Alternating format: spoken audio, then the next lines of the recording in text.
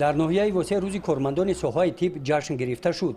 با این مناسبت در قصر فرهنگ ناحیه با اشتراک طبیبان و کارمندان ساحه تندرستی ناحیه همایش ایدانه برگزار گردید.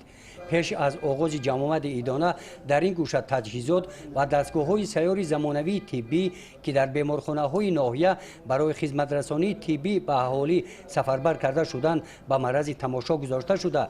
دقت اشتراکچیان را جلب نموده از دستاوردهای ساحه تندرستی ناحیه در دوران صاحب استقلالی تاجیکستان درک می‌داد.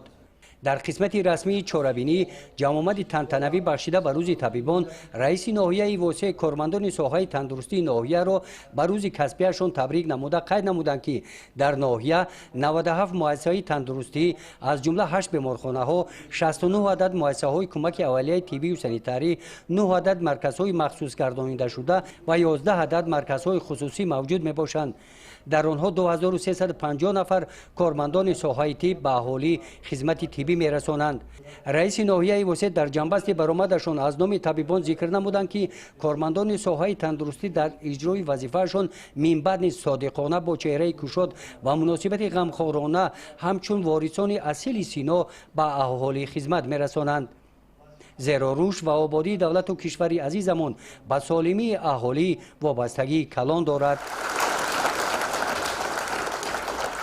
بعد انجام چاره‌بینی رسمی در قسمت مکافات سپاری ها از نام مقامات اجرایی حاکمیت دولتی ناحیه واسه بخشیده به روز کارمندان ساحه تندرستی و کارمندان فعال ساحه تندرستی ناحیه سپاسنامه و مکافات های پولی تقدیم کرده شدند. چاره‌بینی ها بخشیده به روز کارمندان ساحه تندرستی با برنامه کنسرتی جنبست کرده شد. گزارش خواجه نظریف خدای نظر ظهوروف از ناحیه واسه برای برنامه اطلاعاتی نوید